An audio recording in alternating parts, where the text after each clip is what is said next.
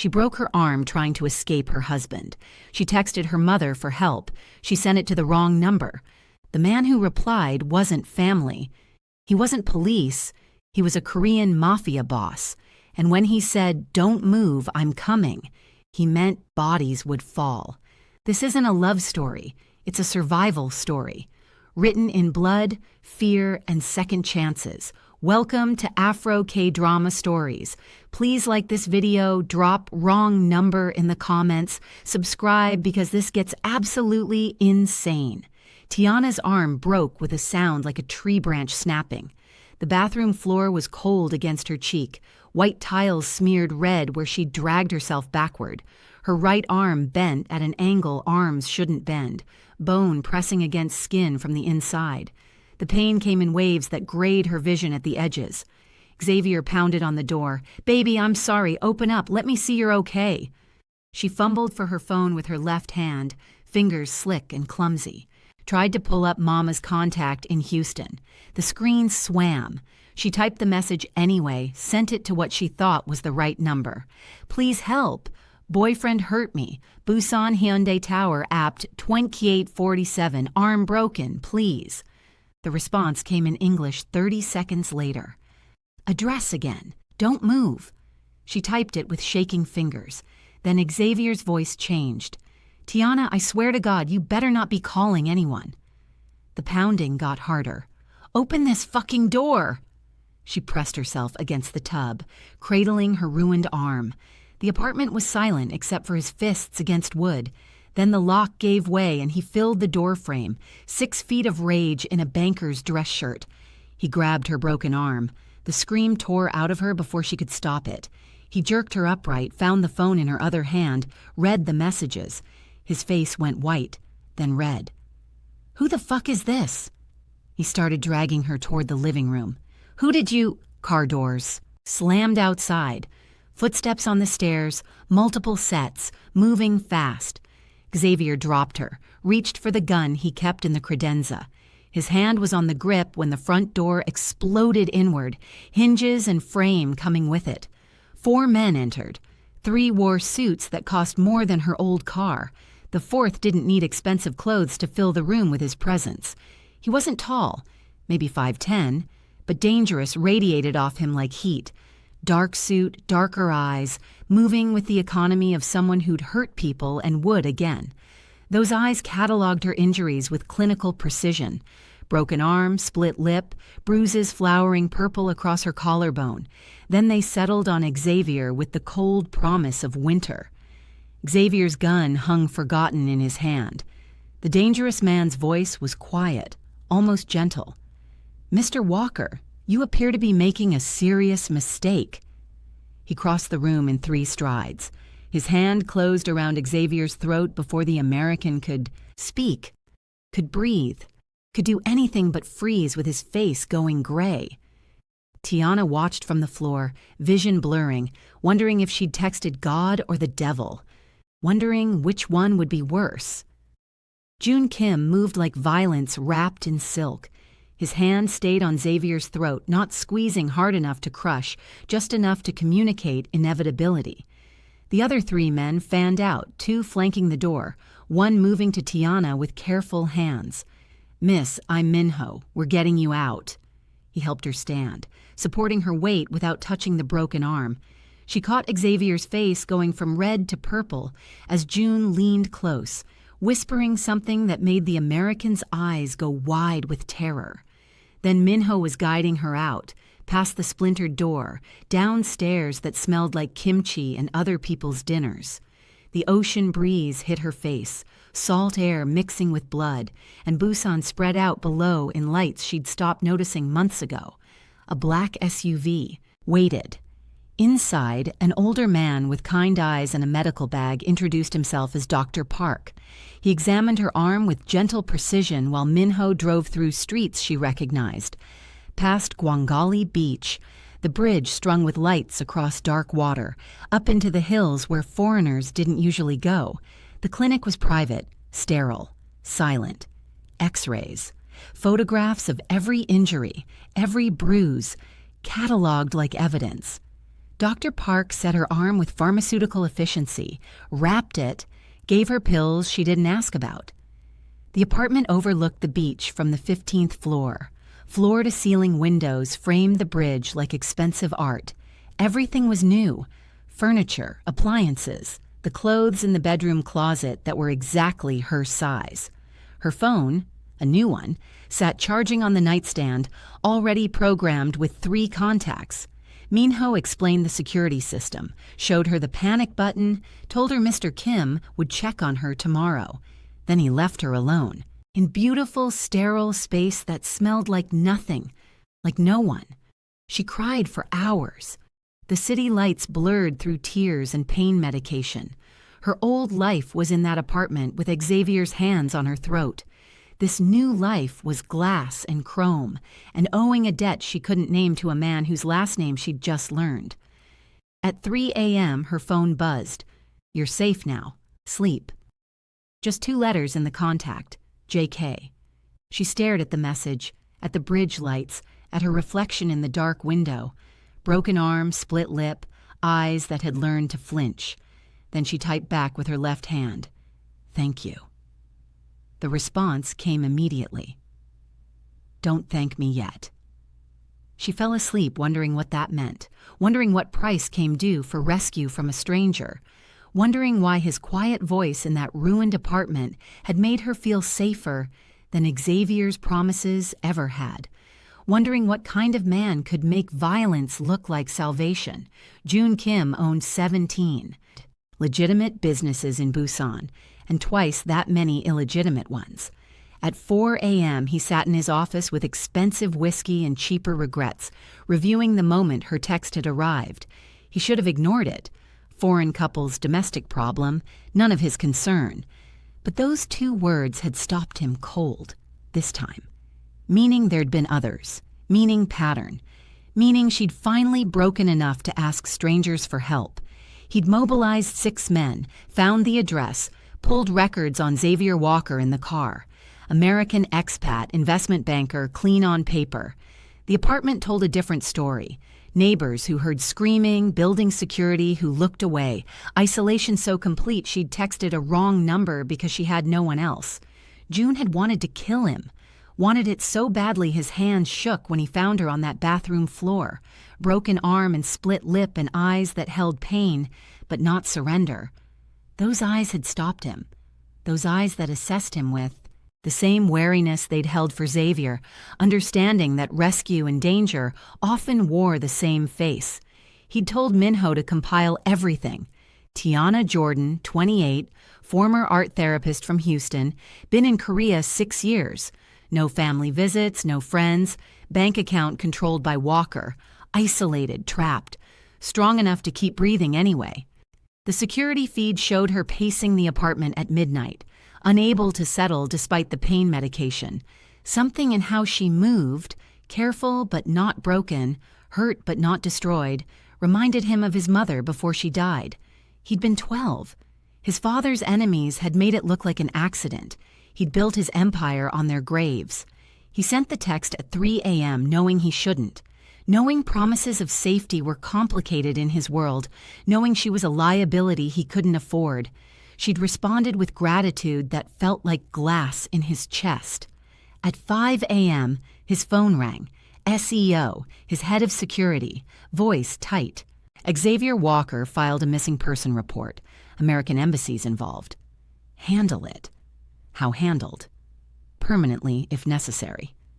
He hung up, pulled the security feed again. She'd finally fallen asleep, curled on her good side in clothes he'd had delivered, in safety he'd purchased with violence. She didn't know what he was, didn't know the apartment's previous tenant had displeased him and disappeared, didn't know he'd killed men for less than what Xavier had done to her. He watched until dawn broke over Gwangali Beach, until he convinced himself to stay away, to let Minho handle check-ins, to treat her like any other business problem requiring temporary protection. 3 days later, he stood at her door with home-cooked food his housekeeper had prepared, knowing he was in trouble, knowing he wouldn't walk away, knowing some debts paid themselves in ways money couldn't touch. Tiana hadn't tasted anything this good in 6 years. June unpacked containers onto her counter, kimchi jjigae, japchae, perfectly grilled mackerel, and watched her eat with an intensity that should have made her nervous. Instead, she focused on food that actually had flavor, on using chopsticks left-handed and awkward, on the silence between them that felt comfortable instead of threatening. "You worked with children," he said finally. Not a question. She swallowed, nodded. Art therapy. Kids who'd been through trauma. Drawing helps when words don't. His eyes sharpened with interest that felt different from Xavier's dismissal. "You liked it." Loved it. The admission surprised her. Watching them realize they could create something beautiful even after everything ugly that happened to them. "Would you do it again?" Xavier's voice echoed in her head. "Waste of time playing with crayons when you should be supporting my career." She'd quit to make him happy. Quit everything to make him happy. Xavier said it was a waste of time. June's expression didn't change, but something cold moved behind his eyes. Xavier was wrong about many things. 2 hours passed. The sky darkened over the bridge, city lights reflecting off water. She told him about the community center where she'd worked in Houston, about the girl who'd only drawn in black for 6 months until suddenly there was yellow. He listened like her words mattered, like she mattered. When he stood to leave, he mentioned almost casually that his community center needed an art therapist, that she should think about it, that he'd arrange it if she wanted. After the door closed, the apartment smelled like ginger and garlic and something that felt dangerously like hope. She texted thank you without overthinking, without calculating cost. His response came immediately. "You're welcome, Tiana." Her first name. Not Miss Jordan or the American woman, but her actual name in his mouth, in her phone, making her feel seen as a person instead of a possession for the first time in years. She smiled at her reflection in the dark window. Her old phone, the one Minho had retrieved from Xavier's apartment, buzzed from the drawer where she'd buried it. 17 missed calls. 1 text. "You think you're safe? You think he'll protect you? I'm coming for what's mine." The smile died. Her hands started shaking, broken arm throbbing in its cast. She stared at Xavier's words, at the threat wrapped in ownership, at 6 years of control trying to reach through glass and distance to drag her back. She reached for her new phone with trembling fingers. June answered on the first ring. June arrived 17 minutes after Xavier sent that text. Tiana showed him her old phone, hands shaking hard enough to make the screen blur. He read the message with a stillness more frightening than rage, the kind of quiet that preceded violence. "You're moving tonight. I'm tired of being controlled. This isn't control. This is survival." He was already texting, fingers moving across, his phone with lethal efficiency. "Minho's coming. Pack what matters." Minho arrived with 2 other men and electronic equipment. They found the tracking devices in 30 minutes. 1 in her purse, 1 sewn into the lining of her winter coat, 1 in the heel of her favorite boots. Xavier had been watching the entire time, had known exactly where June had taken her. The penthouse occupied the entire top floor of a building in Centum City. Her guest room had windows overlooking the ocean, a bathroom bigger than her old apartment, and a closet already filled with clothes in her size.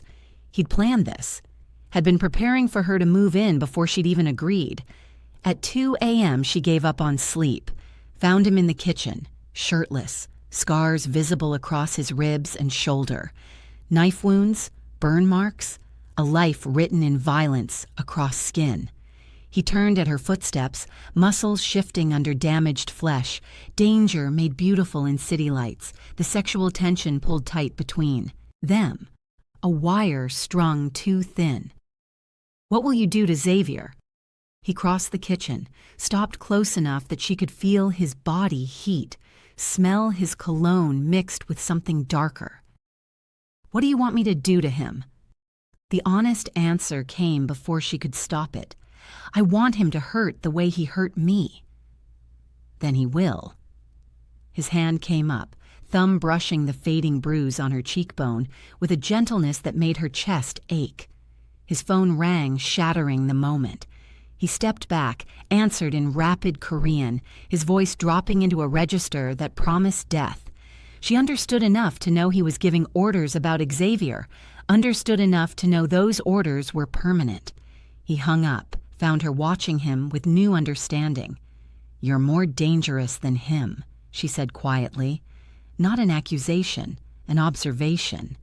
"Yes, you could destroy me. Yes." He moved back toward her, stopped himself. "Which is why you should go to bed, Tiana. Lock your door. Forget this conversation happened." She didn't move. "And if I don't want to forget?" The muscle in his jaw jumped.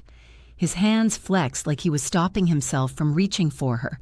Then he turned away, gripping the counter with white knuckles. Then we're both in trouble. She left him there in the dark kitchen, heart pounding, realizing June Kim could break her completely and she might let him. Tiana woke to find June's side of the bed cold. 4 a.m., no note. She found him on the balcony, phone pressed to his ear, face carved from stone. He ended the call when he saw her, expression shuddering like doors slamming. "Go back to sleep." She didn't, stood beside him in dawn light, watching his jaw tighten as he stared at the ocean like it held answers. Then she noticed. His knuckles were split, fresh blood dark against skin. What happened? Business. The word created distance, a reminder of everything he didn't share. She reached for his damaged hand. He pulled away. First time he'd refused her touch since they'd become physical. Something was wrong, but he wouldn't say what. She went back inside, watched him through glass. His phone rang again. He answered in rapid Korean, voice cold, tone she recognized even without understanding words. Threat assessment. He came in an hour later, found her sketching at the kitchen counter, stopped behind her, hands on her waist, mouth on her neck. Apology without words. When she asked what was happening, he deflected. "Nothing you need to worry about." The patronizing tone ignited her anger. "Don't do that. Don't protect me by keeping me ignorant." Tension crackled between them, desire mixed with frustration. He left for work without answering. She went to the community center, tried to focus on teaching, but security had doubled. Men she didn't recognize watching the building from across the street. Minho picked her up instead of June. Where is he? Handling something. That night, June returned late, smelling like smoke and something metallic. She was waiting up, questions ready. He kissed her hard enough to bruise, backed her against the wall, using sex to avoid conversation. She responded despite herself, body betraying brain. After, tangled in his bed, she tried again. "What aren't you telling me?" He was quiet so long she thought he wouldn't answer. Then, "Xavier made contact with someone from my past." Her blood went cold. What does that mean? It means this isn't over.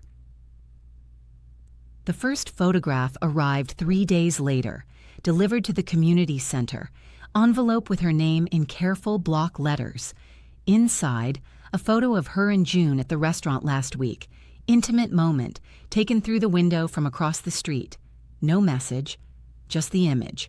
Violation, surveillance, threat without words. She showed Mrs. Kim, who went pale. "I'll call Mr. Kim immediately." No, but Mrs. Kim was already dialing. June arrived in 15 minutes. Face terrible. He took the photo, studied it with lethal focus, didn't speak to her, just called Minho. When he finally looked at her, "You're not coming back here." "Excuse me?" "This location is compromised. You're done working until—" "Don't tell me what I'm done doing." They argued in the Korean street, security watching, children inside. His control versus her autonomy, neither yielding. Finally, he grabbed her arm, not hard but possessive, and pulled her to the car. Silent drive back to the penthouse, tension suffocating. Inside, he rounded on her. "Do you understand what that photograph means?" that someone's watching, that someone wants me to know they can reach you anywhere.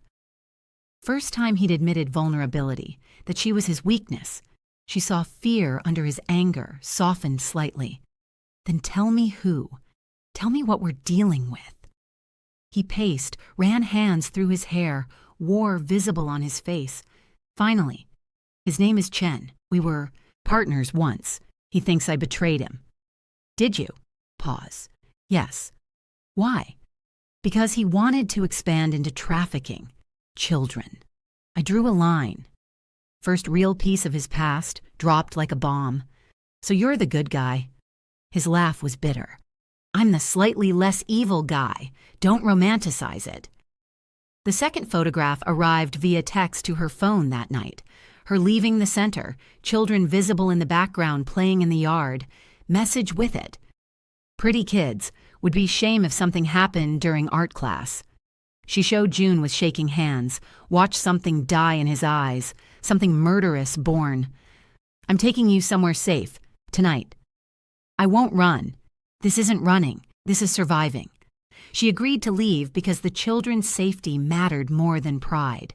But watching June make arrangements with military precision, she realized running might be exactly what Chen wanted. Isolate her, draw June out, finish whatever war had started. Years ago, she was the bait whether she ran or stayed. The safe house was a lie, not a safe house, a trap. June took her to a private residence outside Busan, coastal area with ocean views and armed men everywhere. Beautiful, isolated, prison dressed as protection.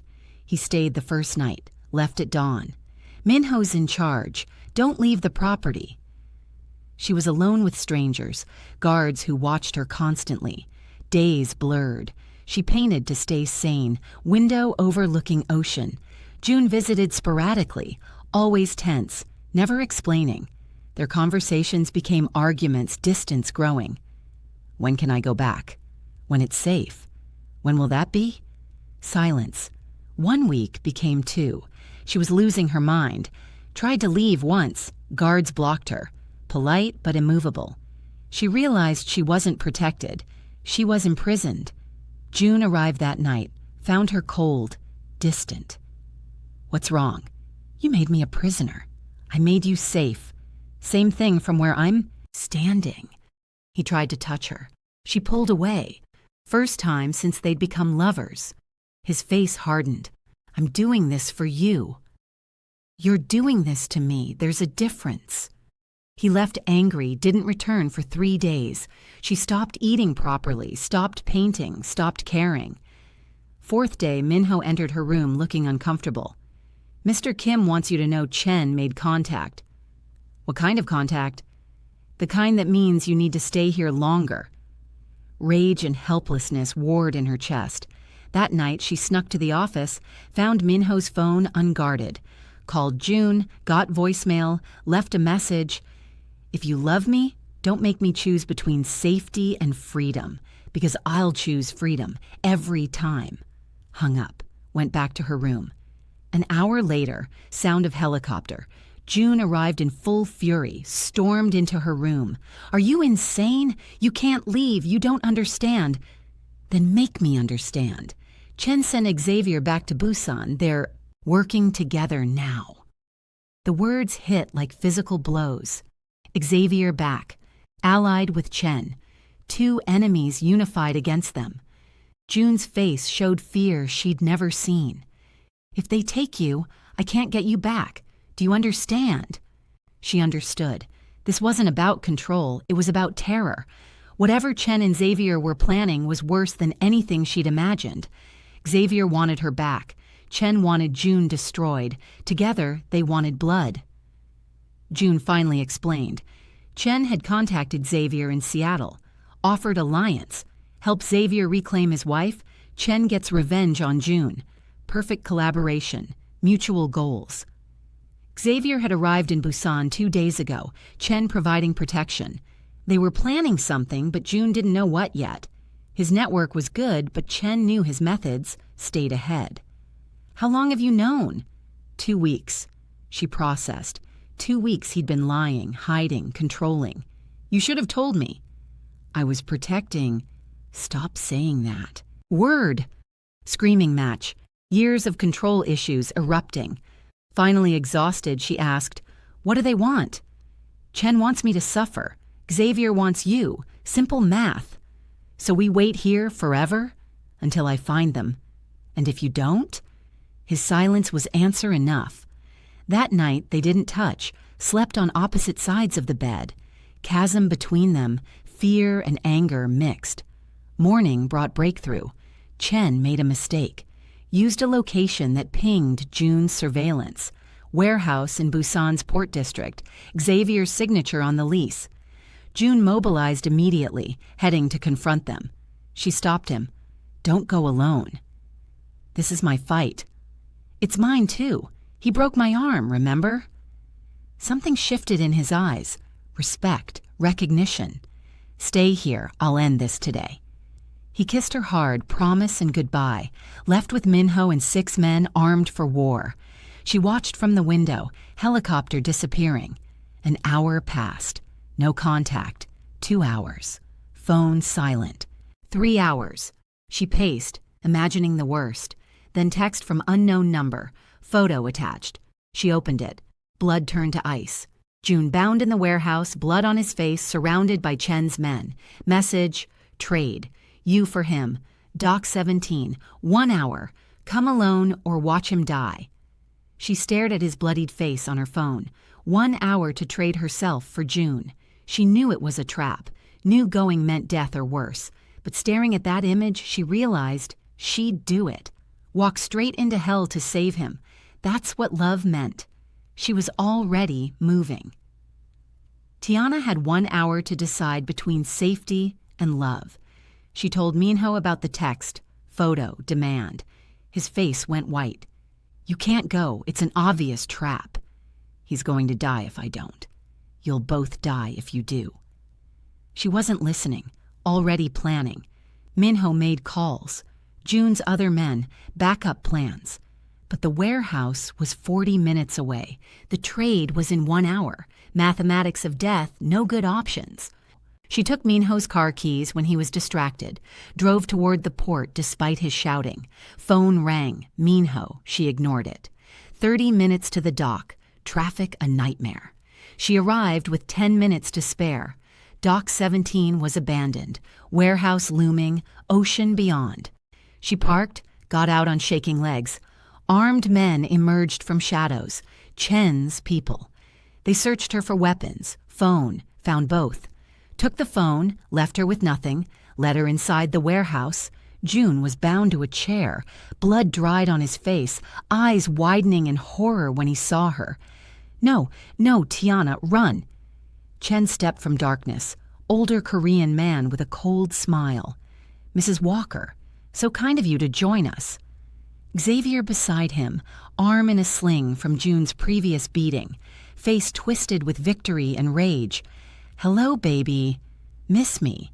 She ignored him, eyes on June. "Let him go. You have me. That was the deal." Chen laughed. "Deal? I don't make deals. I make examples." He gestured. His men grabbed her arms. Xavier approached, hand rising to touch her face. June exploded, chair breaking, ropes somehow loosened. He'd been working free the entire time, waiting for an opening. Violence erupted. June killing men with bare hands despite injuries. Minho crashed through the door with reinforcements. Gunfire, chaos. The warehouse becoming a war zone. Chen escaped in the confusion, vanishing like smoke. Xavier tried to run. June caught him, beat him unconscious with methodical precision. Finally stopped, breathing hard, covered in blood. He found Tiana against the wall, shaking but unhurt. Crossed to her, framed her face with bloody hands. "You came for me." "Of course I came for you. You could have died." "So could you." He kissed her desperately, tasting like copper in relief. Xavier lay unconscious at their feet. Chen had escaped into Busan's underworld. June held her like she might disappear. She realized this wasn't over. Chen was still out there. Still wanted revenge. Saving each other once didn't mean they were safe, just meant they were together when the next attack came. If you're still here, then smash that like button and subscribe. Back to the story. Xavier died 3 days after the warehouse, never woke from the coma. Brain hemorrhage, the doctors said. Internal bleeding they couldn't stop. Just gone. The death certificate sat in Tiana's hands, paper thin and meaningless. She stared at his name, Xavier James Walker, and felt nothing.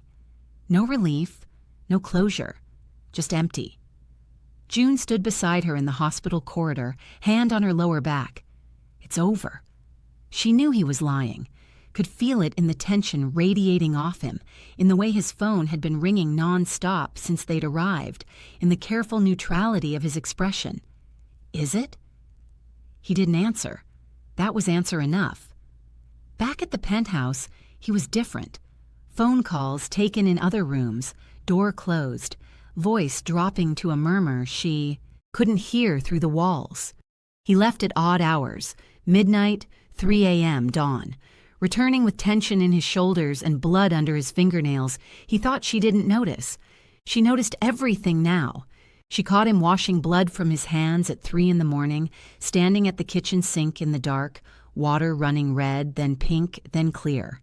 He didn't startle when she appeared in the doorway, just kept scrubbing, methodical and thorough. Whose blood is that? No one important. That's not an answer. It's the only one I'm giving you. She found the cameras 2 days later while cleaning her studio. Tiny thing tucked behind a picture frame, lens no bigger than a pinhole. Her hands shook as she searched the rest of the apartment. Found 5 more, bedroom, bathroom, living room, kitchen, everywhere. Chen had been watching them sleep, watching them make love, watching them exist in what she'd thought was private space. The violation was so complete she had to sit on the bathroom floor, arms wrapped around her knees, breathing through the nausea. When she showed June, his face went completely still. That terrible stillness that preceded violence. He made one phone call. His entire security team was replaced within the hour. Men she'd never seen before sweeping the apartment with equipment, pulling cameras from walls, checking every surface. That night, neither of them could sleep. They lay in bed staring at the ceiling, the space between them feeling like miles instead of inches. "What did you do to Chen before?" she asked the darkness. "To make him this obsessed with destroying you?" Long silence. So long she thought he wouldn't answer. Then, "I killed his brother. Slowly. Made it last 3 days." Her breath caught. Not at the words. She'd known June had killed, had seen evidence written across his body in scars, but at the clinical tone, like he was discussing the weather. "Would you do it again?" "Yes." "Good." He turned. To look at her then, something like surprise flickering across his face. "Good?" "He's watching us sleep, June. He threatened children to get to me. He sent Xavier back to break me, so yes, good. I'm glad his brother suffered." Something shifted in his expression, softened. He reached for her hand in the darkness, threaded their fingers together. The package arrived the next morning, plain brown box, no return address. Inside, photos of her sleeping in June's bed, taken through the window from the building across the street. Different angles, different nights, weeks of surveillance documented in glossy 8x10s, note tucked beneath them. She sleeps so peacefully, for now. June's hands shook, holding the photos. Actually shook, first time she'd seen real fear on his face. Not anger, not rage, fear. "We're leaving Korea tonight." "No, Tiana, I'm ending this. You can't watch me." He saw it in her face then, what she was planning, the determination that had carried her through 6 years with Xavier, through a broken arm and shattered ribs, through loving a man whose hands were stained with 74 deaths. "Don't even think it," he said, voice tight. Too late. She'd already decided to end Chen herself, to stop running, stop hiding, stop letting men, any men, control her life through fear. Nothing he said would stop her. Tiana didn't tell June about the phone call. 2 a.m., her new phone, the one June had given her with exactly 3 contacts programmed, lit up with an unknown number. She stared at it, heart hammering. June was in the shower, water running, steam creeping under the bathroom door. She answered without thinking. "Hello, Tiana." Chen's voice. Grandfather warm, conversational. "Don't hang up, I have a proposal." She should have hung up, should have screamed for June, should have done anything except whisper, "I'm listening." Smart girl, 1 meeting, just talk. No violence, no games. You have questions about the man you're sleeping with. I have answers. I know everything I need to know about June. Do you? Do you know about the family he destroyed in 2019? The woman who killed herself after watching him murder her husband? The children who went into foster care? Pause. Or should we discuss the 74 confirmed kills? Because I have documentation, photos, police reports he thought were buried. Her mouth went dry. Tomorrow, 3 p.m., Taijongdae Lighthouse. Come alone, or don't come at all, and spend the rest of your life wondering what cage you've chosen this time. Why should I trust you? You shouldn't, but you'll come anyway. Because deep down, you already know I'm right. He'll run with you forever. That's not life, Tiana. That's just a prettier cage than the one Xavier built. The line went dead. June emerged from the bathroom, towel around his waist, hair dripping. Who was that? The lie came easier than it should have. Wrong number. He studied her face for a long moment. She kept her expression neutral, forced her breathing steady. Finally he nodded, moved to the closet to dress. She'd just lied to the man she loved. First time since they'd been together. The guilt sat heavy in her chest, but underneath it ran something darker. Curiosity. What if Chen was right?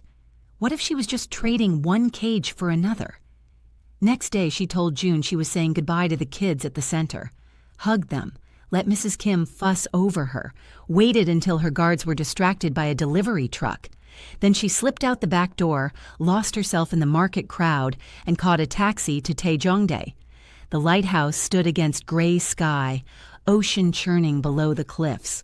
Tourist destination on sunny days, abandoned in this weather. Perfect place for secrets. Chen appeared from the parking lot, not what she'd expected.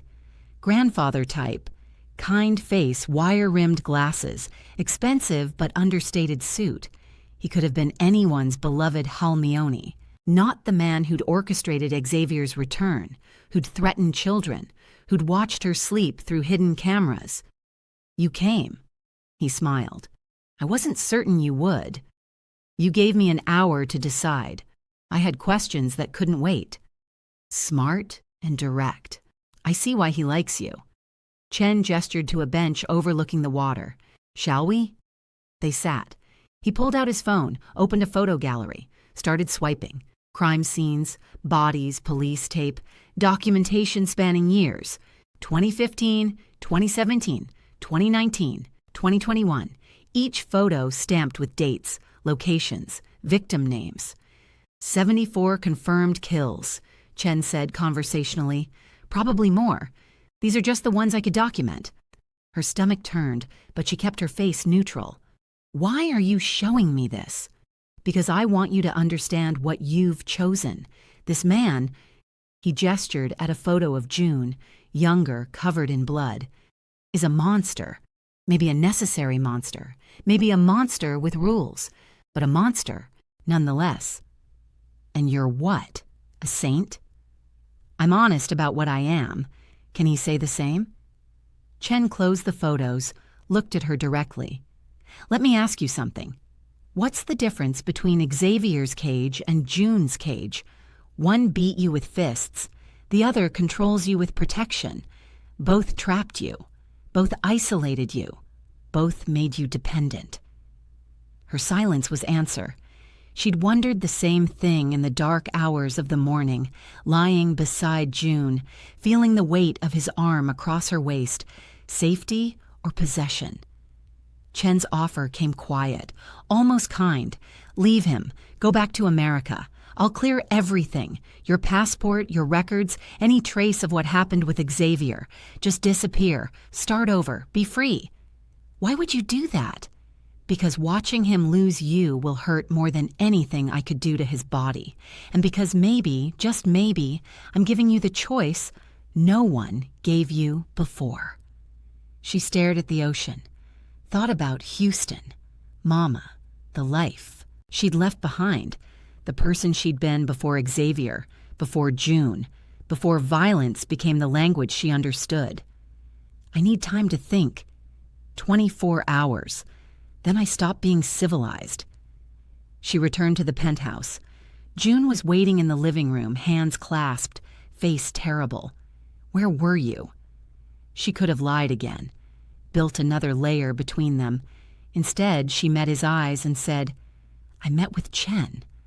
Watched his world shatter. June didn't yell, didn't move, just stared at her with eyes gone completely flat, and when he finally spoke, his voice was dead. Get out of my apartment now. First time he'd called it his, not theirs. The words hit like a physical blow. June. I said, get out. Minho appeared. Had he been listening, or did he just know? And guided her to the door with gentle hands.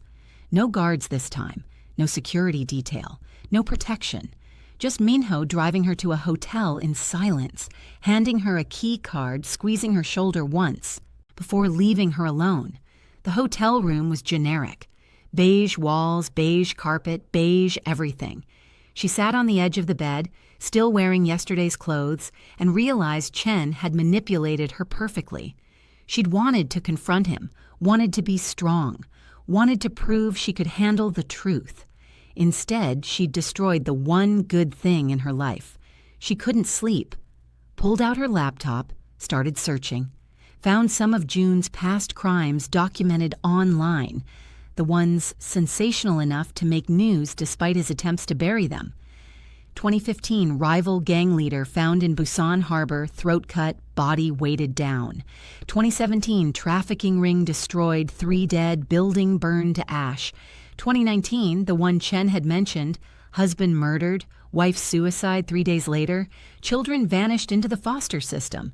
Chen hadn't been lying about the killing. The documentation was right there. Public record hidden behind Korean language barriers and scrubbed search results. She read until her eyes burned, until she'd memorized the names of the dead, the dates, the locations, until she understood exactly what kind of man she'd fallen in love with. Midnight brought a call from an unknown number, different unknown number. She almost didn't answer. My name is Min Seo. Woman's voice, Korean accent, urgent. June saved my daughter from traffickers in 2017. Please don't hang up. Tiana's finger hovered over the end call button. How did you get this number? I volunteer at the community center. I heard you were asking questions about June's past. I have things you need to see. The videos started arriving via encrypted messages. Rescued children, faces blurred, thanking the man who'd saved them. Freed women, some barely older than teenagers, describing captivity and rescue. Families reunited, lives rebuilt. Dozens of testimonials June didn't know existed. A network of people he'd saved, who tracked him, protected him, prayed for him. Those 74 people, Min Seo said when Tiana called her back. How many deserved it? How many were human traffickers, rapists, child abusers? How many would have kept destroying lives if he hadn't stopped them? Tiana watched the videos until dawn broke over Busan. Every rescue brutal, every rescue violent, every rescue necessary. Chen had shown her the deaths, clinical, documented, damning. Min Seo showed her the why, messy, emotional, justified. Both truths existed simultaneously. June was a killer. June was a savior. Same man, same hands, different perspectives. Morning brought clarity sharp as broken glass. She wasn't ending this by hiding, wasn't ending this by running, wasn't ending this by letting Chen dictate terms. She was ending this herself. She called Chen from the hotel phone.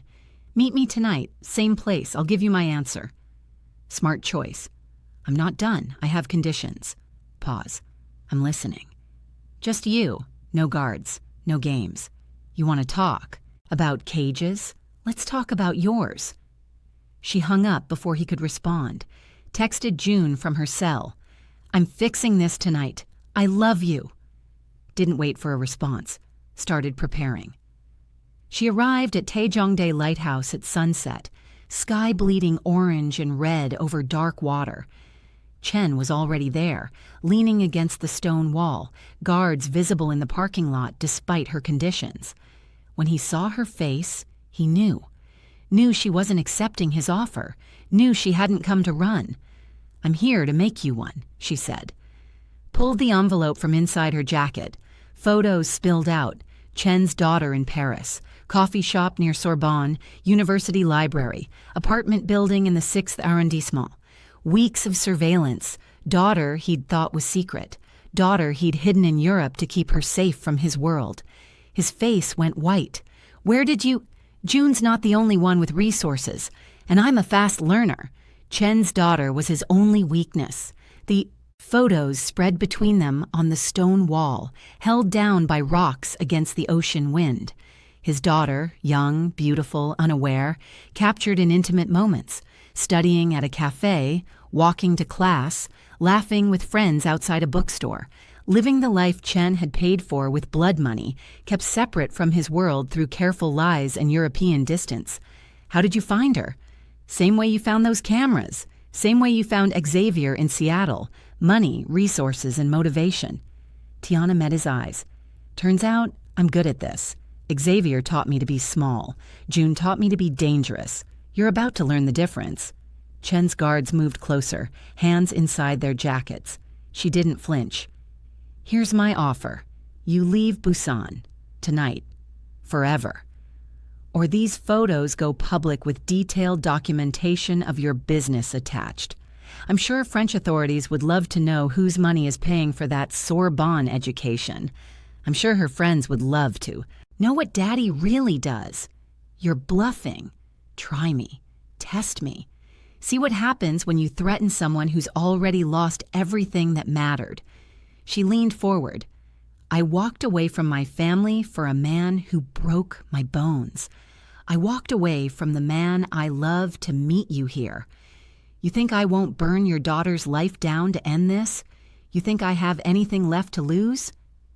Standoff on the cliff edge, ocean crashing below, wind howling. Chen studied her face, reassessing the woman standing before him. Not the broken thing from the warehouse, not the scared girl from the apartment. Something harder. Something forged in the last 6 months of violence and love and survival. You're different from the warehouse, he said finally. Harder. I learned from the best. He laughed. Actual laugh. Genuine surprise. June trained you well. June didn't train me. Xavier did.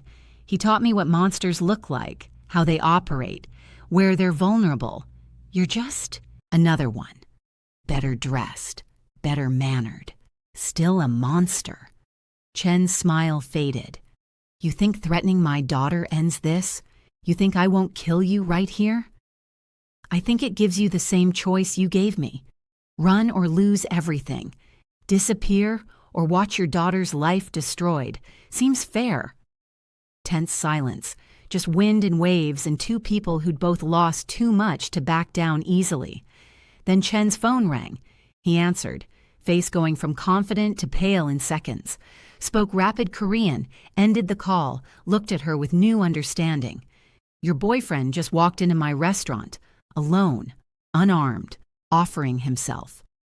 Her blood froze. No. June wouldn't. He's offering a trade. Him for you. Very noble. Very stupid. Chen showed her his phone. Lev video feed from his restaurant.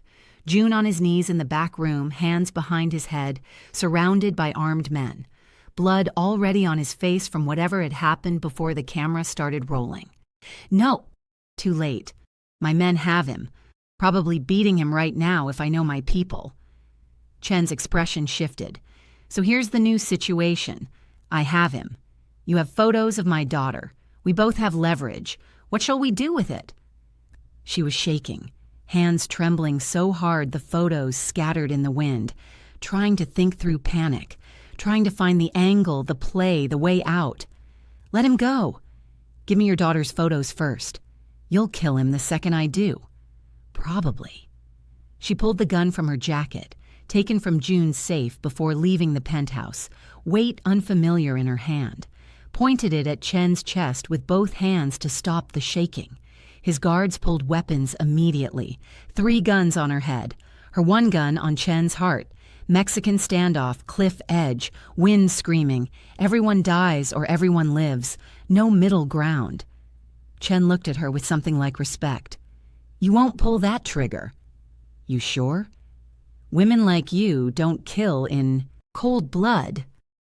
"Women like me didn't exist 6 months ago. Xavier made me. June refined me. You completed me. Want to bet your life I won't pull this trigger?" Her finger tightened. His eyes widened. Guards tensed. Then Minho's voice cut through the wind. "Drop your weapons or die." She didn't move, didn't lower the gun, didn't breathe. Just watched Chen's face as he processed the new situation. Minho behind his guards, backup surrounding the parking lot, trap within a trap. The cliff exploded into violence. The cliff exploded into violence. Minho had brought backup. She didn't know how many, didn't have time to count. Just saw Chen's guards turning, saw weapons rising, saw the lighthouse parking lot transform into a war zone in seconds. Gunfire cracked through ocean wind. Chen's guards dropped or dove for cover. She threw herself flat against stone, gun skittering from her hands. Minho's team moved with military precision, surrounding, disarming, neutralizing threats. Chen ran, not toward his men, toward his car parked near the cliff edge. She saw him moving, saw him almost reaching the door, saw freedom 30 seconds away.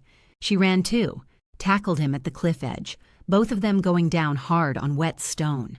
He was older, but stronger than he looked, and he fought like a man with everything to lose. Rolled her, got on top, hands going for her throat. She kneed him in the groin, twisted, broke free, scrambled backward, too far backward. Her foot found empty air. She was falling, hands grasping nothing, ocean below and rocks and death. Her fingers caught the cliff edge, barely, just fingertips on wet stone, body slamming into rock face, broken arms screaming. Then weight on her ankle. Chen had her, was pulling her down, using her to pull himself up, both of them hanging over the ocean. "Let go," she screamed, kicking at his face with her free leg. "You first." His grip was iron, fear strong, determined. They hung there, suspended over death, both, knowing one would fall and one might survive. Ocean crashed below. Wind tore at them. Her fingers were slipping. She looked down at his face, saw her death in his eyes, saw 6 months of terror and violence and cage after cage, culminating in this moment on a cliff in Busan, fighting a man who wanted to destroy the person she loved. Her kick caught him in the temple. His grip loosened. She kicked again, harder, desperate, survival overriding everything. His hand slipped, fell. She didn't watch him hit the water, didn't listen for the impact, just clung to stone with failing fingers, scrambling for purchase, feeling muscle and bone giving out. Strong hands grabbed her wrists. Minho pulled her up and over the edge, both of them collapsing on solid ground. "Where's June?" she gasped. "Restaurant, we need to go, now!" Minho's team drove her through Busan streets, sirens in the distance, chaos behind them. Chen's restaurant was a war zone when they arrived. Windows shattered, bodies in the street. June's men still fighting Chen's men in brutal close quarters. She pushed through smoke and blood, Minho trying to stop her, failing. Found June in the back room, beaten badly but alive. On his knees, not because he'd surrendered, but because his legs wouldn't hold him. Blood everywhere. Face swollen, breathing labored. She dropped beside him. "You idiot, you stupid, beautiful idiot." He cupped her face with bloody hands, fingers shaking. "You're okay. I almost got you killed. Worth it." They got him to the car, hospital emergency room, doctors and x-rays and worried faces, cracked ribs, concussion, internal bleeding they had to monitor. He'd live, they said. He'd recover. He was lucky. She stayed beside his bed, holding his hand, watching him breathe, counted each breath like prayer, watched color return to his face, memorized the shape of his damaged knuckles, evidence of how he'd fought to stay alive. He woke at dawn, found her there. Chen? Dead. Fell off a cliff at Taizhongde. He pulled me over, trying to save himself, didn't pull hard enough. Something passed between them, understanding without words. She'd killed Chen, not directly with bullet or blade, but kicked him off a cliff while he was dragging her to death. Self-defense and murder occupying the same space, same moment, same necessity. She wasn't who she'd been 6 months ago. Wasn't the woman who'd texted a wrong number from a bathroom floor. Wasn't the therapist who'd believed in art-healing trauma. She was something harder now, something forged in violence and survival. "I'm sorry I met with him. I'm sorry I didn't trust you to handle it. I'm sorry I lied. I'm sorry I have 74 bodies in my past. They were both broken, both killers now, both trying to build something good from all that blood and damage." He pulled her close despite his injuries, mouth finding hers, kissing her like proof of life. "Marry me." She pulled back, searched his face. "What? Marry me, properly. Not running, not hiding, just us. Build something that's ours, not defined by the men who tried to cage us. Just marry me." She should think about it, should process everything that had happened, should consider that they'd known each other 6 months, and most of that had been survival, not love. Instead, she said, "Yes." 1 week later, she stood in the courthouse waiting room, wearing a simple white dress she'd bought that morning. June beside her in a dark suit, ribs still wrapped, face still healing, about to get married for real, about to choose each other again, this time without guns or blood or anyone forcing their hands. The door opened. Her mama walked in from Houston. June had flown her over as a surprise, had tracked her down and explained everything and convinced her to come. Tiana broke down crying. She'd thought she'd lost her family forever, thought leaving Houston meant losing Mama, thought the choices she'd made had severed every connection to her old life. But Mama crossed the room and held her and whispered, "Let's go get you married, baby." And for the first time since that bathroom floor 6 months ago, since Xavier's hands around her throat, since the moment she'd texted a stranger for help, she felt completely safe. They got married on a Tuesday with 3 witnesses. The courthouse in Busan was utilitarian. Beige walls, fluorescent lights, chairs bolted to linoleum floors. No white dress, no tuxedo, no flowers or photographer or guests filling pews. Just Tiana in a cream dress June had bought that morning. Him in a dark suit that couldn't quite hide the healing bruises still yellowing across his jaw. 3 witnesses. Mama, who'd flown from Houston with tears already streaming. Minho, standing straight-backed in the corner like he was guarding them even here. Mrs. Kim from the community center, dabbing her eyes with embroidered handkerchief. The judge spoke Korean, formal and efficient. A translator repeated in English, words floating between languages like something sacred. "Do you take this woman to be your lawfully wedded wife?" June's "I do" came in both languages, Korean first, then English, like he was making the promise twice to be sure it took. When the judge said, "You may kiss your bride," he did. Gentle because his ribs were still broken, careful because she was precious, thorough because they'd earned this moment with blood and survival. Mama cried.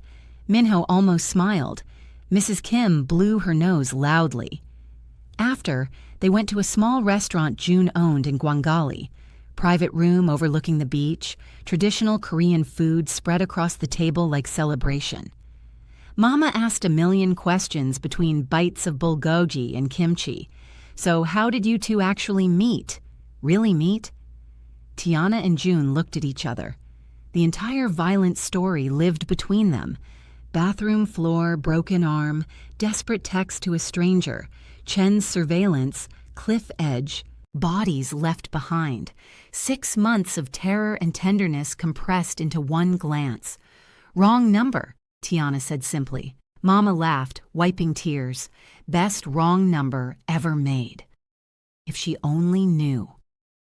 That night, Mama stayed at a hotel near the beach. They returned to the penthouse alone for the first time as husband and wife. It felt different somehow. Same space, same bed, but the weight of legal vows changed the air between them. He was careful with her, injuries still healing. She was careful with him, understanding he was fragile in ways that weren't physical.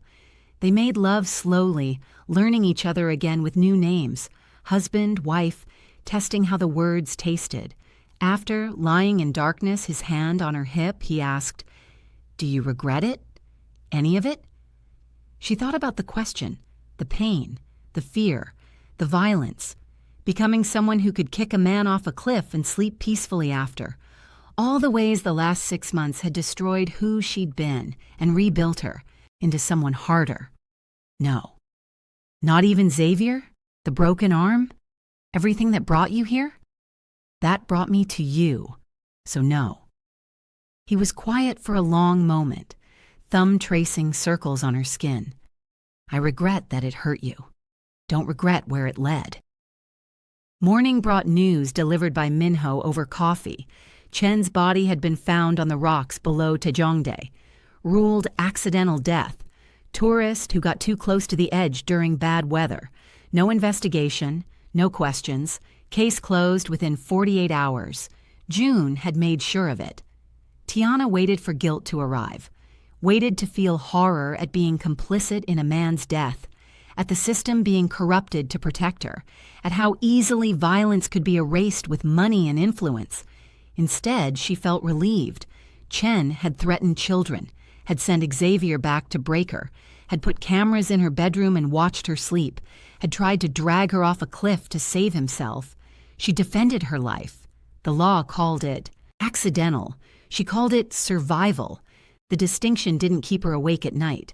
The pregnancy test sat on the bathroom counter like a bomb. 2 pink lines. Unmistakable. Undeniable. Tiana sat on the cold tile floor, test in shaking hands, staring at those lines like they might rearrange themselves into something less terrifying, less permanent, less real. 7 months ago, she'd been trapped in an apartment with a man who'd broken her arm. 6 months ago, she'd texted a wrong number from a bathroom floor. 3 weeks ago, she'd kicked a man off a cliff. 1 week ago, she'd gotten married. Now she was pregnant with June Kim's baby. She should be terrified, should be spiraling, should be questioning every choice that had led to this moment. Instead, she felt peaceful. June found her there 20 minutes later, still sitting on the floor, still holding the test. He saw it immediately, went completely still in the doorway, eyes locked on those pink lines. "Are you—" "Yes." He dropped to his knees beside her, hands hovering like she might break if he touched her wrong. "How do you feel?" "Scared, happy, confused, all of it at once." "Me too." He pulled her close then, arms careful around her, face buried in her hair. Breathing like he was drowning, like she was air, like this moment was too big for his chest to contain. "I'll be better than my father," he whispered into her neck.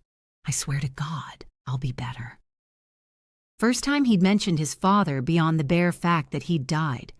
She pulled back, searched his face. "Tell me about him." Long silence. She watched him decide whether to trust her with this piece of his past. Finally he spoke, voice flat with old pain. He was violent, ruled through fear, in the streets and at home. Beat my mother when she questioned him. Controlled everything she did, everyone she spoke to. I was 12 when he died in a gang war. I was glad. What kind of son is glad his father died? "The kind who survived," she said firmly. "You're not him, June." "How do you know?" Because you're terrified of becoming him. He never would have cared enough to be scared. The truth settled between them like something solid, something they could build on. They told Mama that night over video call. She screamed with joy, actual screaming, hands over her mouth, tears streaming. "I'm gonna be a grandma, oh Lord, I'm gonna be a grandma." Hugged herself through the screen since she couldn't hug them. Already planning, already asking questions about due dates and doctor appointments and whether they'd find out the gender. "You're coming back to Houston for the birth, right? I need to be there. I have to be there." Tiana looked at June, question in her eyes. They hadn't discussed where they'd raise this baby. Busan, where his businesses were, where he had power and resources and an empire built over 15 years? Or Houston, where her family waited, where she could teach art therapy again, where they could be normal. "We'll figure it out," he said carefully. But she saw the worry in his face. Leaving Busan meant leaving everything. The restaurants, the territory, the respect, the identity he'd built from his father's ashes.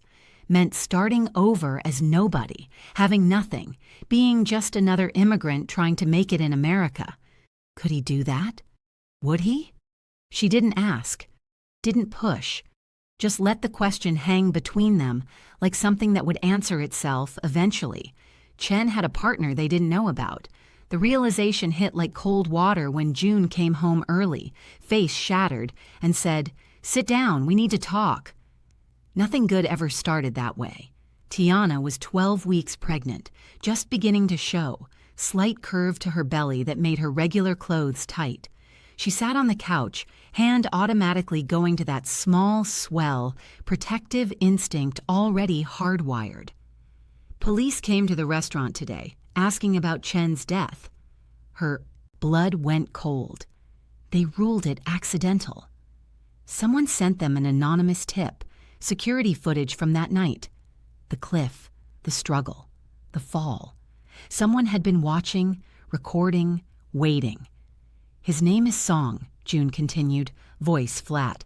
"Older than Chen, smarter, more dangerous. He was the silent partner. Chen ran operations, Song stayed in shadows. He's been watching everything, waiting to see how it played out." "What does he want?" "Everything. My businesses, my territory, my connections. Or he sends the footage to prosecutors and you spend the next 20 years in Korean prison for murder." She couldn't breathe. 20 years. Their baby would be grown. She'd miss everything. "What did you tell him?" "I said yes." The words didn't make sense at first. Then they did, and she still couldn't breathe, but for different reasons. "You're giving up everything?" "I'm choosing you, and our baby, over an empire built on bodies and blood money." He crossed the room, knelt, in front of her, hands on her knees.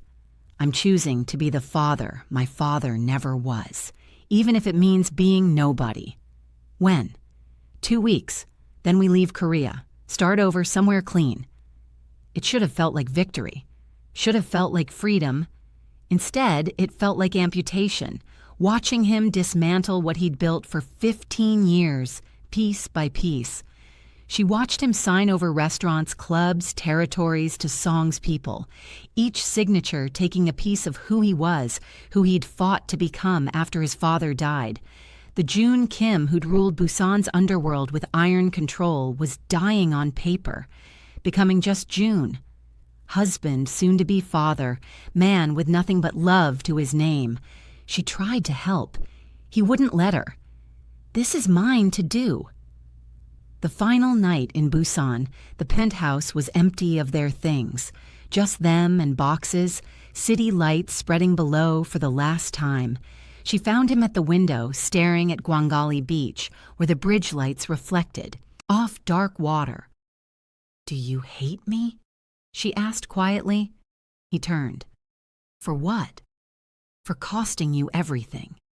He crossed to her, hands framing her face, thumbs brushing away tears she hadn't known were falling. "You didn't cost me anything.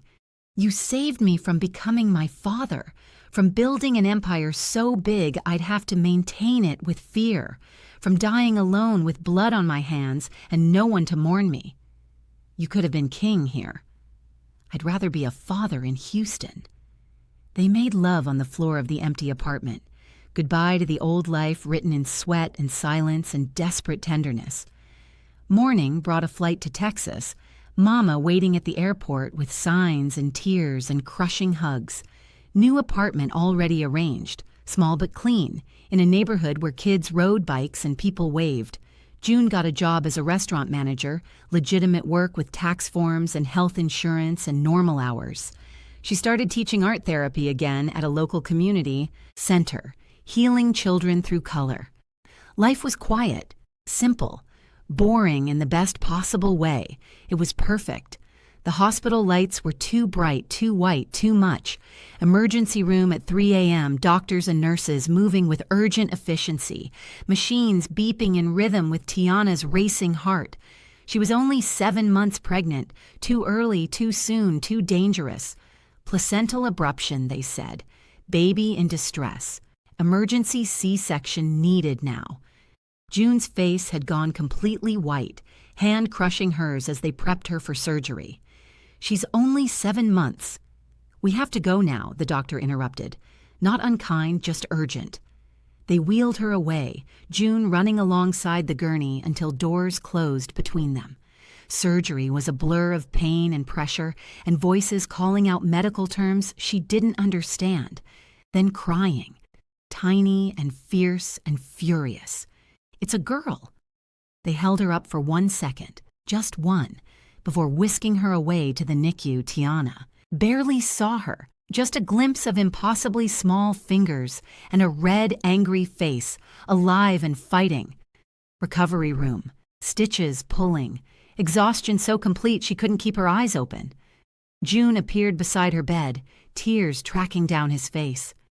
"She's beautiful," he whispered. "So small but so beautiful, fighting like her mother. Can I see her? When you're stronger. She's stable, breathing on her own. The doctors are amazed." Hours blurred into days, Tiana recovering from major surgery, visiting the NICU in a wheelchair, seeing their daughter for the first time through plastic.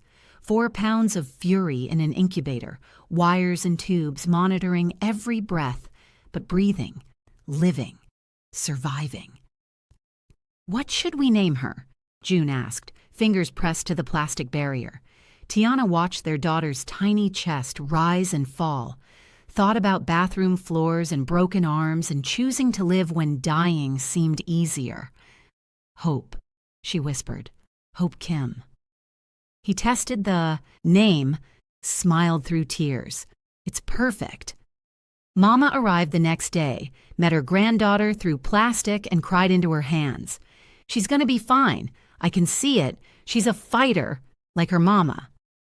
2 weeks in the NICU, Hope gaining weight, getting stronger, proving doctors wrong with every day that passed. Preemies this early usually struggle more, they said, baffled by her progress. But Hope didn't struggle. Hope fought. Finally discharge day, taking her home to the small house June had bought, 3 bedrooms, yellow nursery already painted, dreams taking physical shape. First night alone with a baby, both of them terrified. Hope cried. They panicked. Eventually figured out feeding through trial and error in YouTube videos. June changed diapers wrong 3 times before getting it right, cursing in Korean, while Tiana laughed until she cried. "I don't know what I'm doing," he admitted at 4 a.m., Hope finally asleep on his chest. "Neither do I. We'll figure it out. Together." Weeks became months. Hope growing, thriving, hitting milestones early like she was making up for lost time. June got promoted to assistant manager, started talking about opening his own restaurant someday, legitimate, legal, clean. Tiana's art therapy program expanded, her research published, children healing through color and creativity. Mama visited every week, spoiling Hope shamelessly with toys and clothes and unconditional love. Life wasn't perfect. Money was tight. Stress high, sleep non-existent, but it was theirs, built from nothing, earned through survival, proof that wrong numbers could lead to right places. 5 years after the wrong number text, Tiana woke to chaos, hope, 5 now, kindergarten confident and fearless, jumped on the bed demanding pancakes. Baby brother David, 18 months of pure destruction, cried in the next room. June was already up. She could hear him singing a Korean lullaby, voice soft and off-key. The house was bigger now. Yu's song's unexpected gift, deed to a building in downtown Houston delivered on Hope's first birthday with a note. For the man who chose right. To open a restaurant, legitimate, successful, earning honest money. Tiana was director of her art therapy program now, published researcher, invited speaker.